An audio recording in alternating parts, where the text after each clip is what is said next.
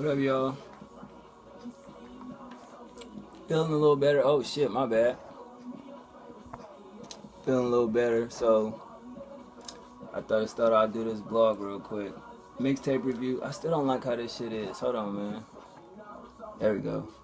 Mixtape review. ASAP Ferg with Ferg Forever. And I didn't even. Why I didn't tell me this was a Gangsta Grills? I didn't even know that shit.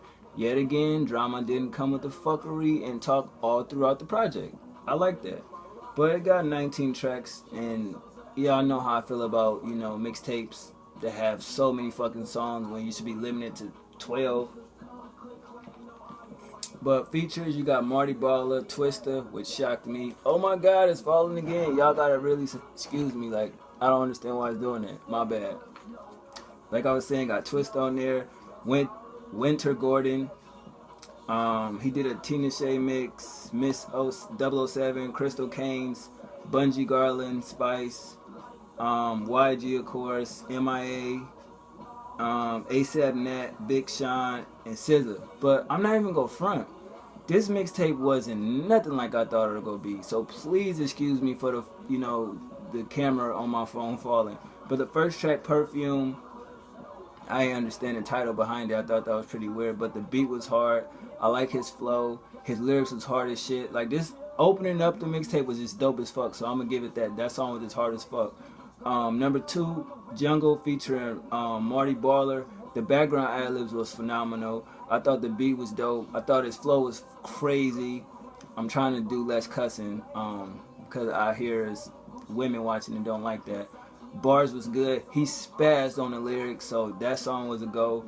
Ferg Samia, Twista spazzed on that, and that shocked the hell out of me. You know, I actually like this song. You know, basically I look at it as insomnia because if you don't know, I have insomnia. I have a hard time sleeping.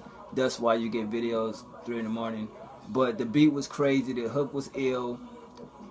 He kind of played with his flow, pause a little bit. You dig what I'm saying? He was honest as hell in his lyrics. The bars were just crazy. I didn't even know ASAP Ferg could spit like this. It made me want to go back and buy his album and listen to it.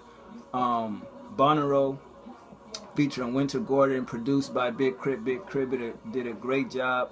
I like how the beat picked up, you know, as it going in, and then it picked up the melodic dark type beat. You know, he just basically talking about his time at the festival or whatever. Great sample. I like his flow. Great hook. Honest, just talking about what happened, and it seemed like he had a ball on that song, so I definitely messed with that. Number 5, Uncle. I give it 3 checks. You know what I'm saying?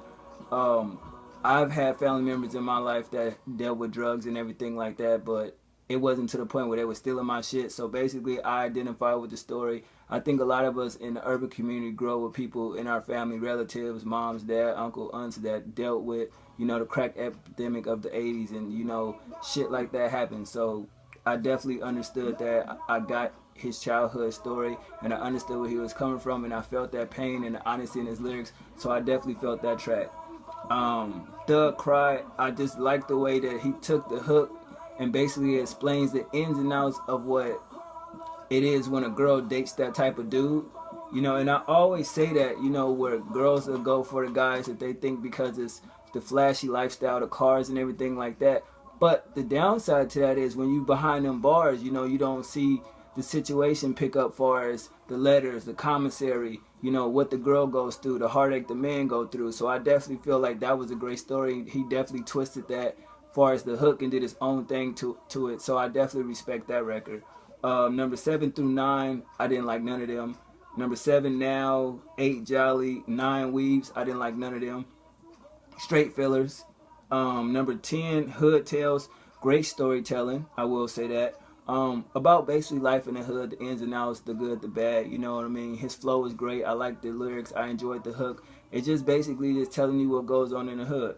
This side featuring YG, simply a dope track of like 2 different coasts as far as the gang culture. If you really listen to, you know, what YG is saying and what, you know, ASAP Ferg is saying, it definitely give you 2 distinctions of the same lifestyle but from 2 different perspectives. So I definitely like that song.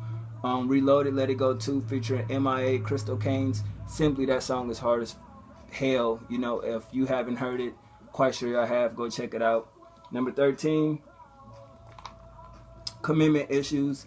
Definitely another track where it's relatable, you know, but he took it as the aspect of from seeing his dad be with other women and things like that, and seeing how it hurt his mom, and sort of made him grow up in that same light to where he had commitment issues. And not everybody goes through that to where they see a relative of theirs, you know, go through certain things that make them have commitment issues. It's, you could be a particular relationship with a female, and let's just say you play around. Everybody was a player. Like, let's not get it twisted. Every guy was a player at one time, in one point. But you give your heart to that one female, you give it a chance, and that kind of taints your vision on it. Like, damn, when I was on the outside looking in, it didn't look like that much fun. But when you in it, you look back like, damn, this is why I didn't want to do it, because of this. So I definitely feel like I could relate to that. Commitment issues, I do, because I always look at the bad before the good, which is not, you know, that's not a good thing. But with females, it's like, with me, it's a gift and a curse. The gift is I can get them, pull them, whatever. But the curse is that eventually it's going to be something that makes us depart. You know what I mean? So whether it's on me or it's on her, but that's my gift and the curse. So I definitely feel like a lot of times I have commitment issues where I kind of push females away in a sense, because I just feel like sometimes insecurities a takeover. You know what I mean? I don't mean to dwell too much in my personal life, but I definitely connected with that song. Number 14 and 15, I didn't like. Doe, Active, and Dope Walk. Moving on to number 16, Envy feature ASAP Nas. I definitely got an odd feature vibe with that record, you know, but the beat was hard. The flows was crazy, lyrics. It was an insane song, period. I definitely felt that odd future vibe off top. I'm listening to it like, yeah, I definitely feel that the, you know, whole inspiration behind that record. Ja Rule featuring Big Sean was just crazy. They got the Ja Rule ad-libs throughout the song. That was pretty cool. The beat was dope. Big Sean did his thing on that verse. I'm not even gonna lie. He did a good job. So did ASAP Ferg. And it had a cool hook to it, you know what I mean? And then you got ASAP Ferg trying to sing. That shit was hilarious. Moving on to number 18. Basically, Real Thing featuring SZA is about wanting someone real. You know, and if you listen to the depiction of the story that ASAP Ferg is saying, the way he's basically getting at the female from that perspective with the melodic beat, his smooth flow, well, yeah, he got a melody to it, kind of singy-songy, and SZA with the soulful hook.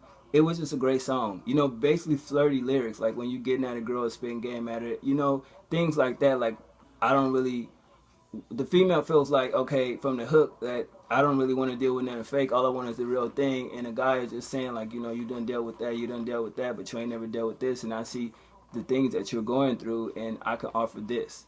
You know what I'm saying? So that's what I took from it, because I put myself in certain places in certain songs where it's like I could tell a lot of females, like, yo, that's cool over there, but you know what I mean, you really want this, and that's blinding you, because what you really want in your heart, you blinded by what you see. And then once you open up your heart, you will see, like, okay, he may not have the best car, he may not have, you know, the most money, but it's about that feeling you get inside.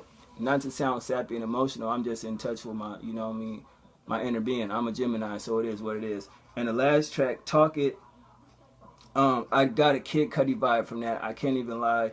The jazzy beat, I like his flow. He was honest in those lyrics.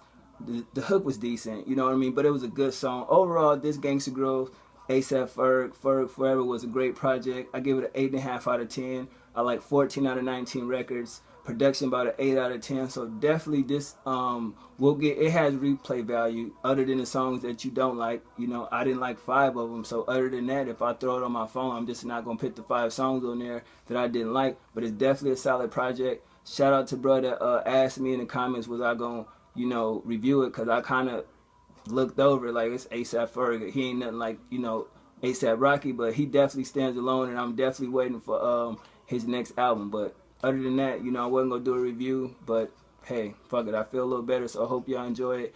I know y'all still waiting on that J. Cole, huh? I know y'all waiting for it. Y'all just want to hear my perspective. I done seen everybody, you know, review, and they hit some good points. You feel why I don't want to do it now, because it make it seem like I took from other people, but I didn't. Like, I heard it the first day. If you follow me on Twitter that day, it leaked. You see what I was saying. So when I do my review, then y'all get my point of view of why I said what I said. Now, do y'all still feel J. Cole is boring? Did he step it up a little bit? Yup. Lyrically, storytelling? Yup. But with certain songs and certain things he did, you can't say that he wasn't inspired from Drake, Kendrick, Wale, Kanye West. You can't say that. But other than that, this ASAP Ferg review. Enjoy it. I'm out.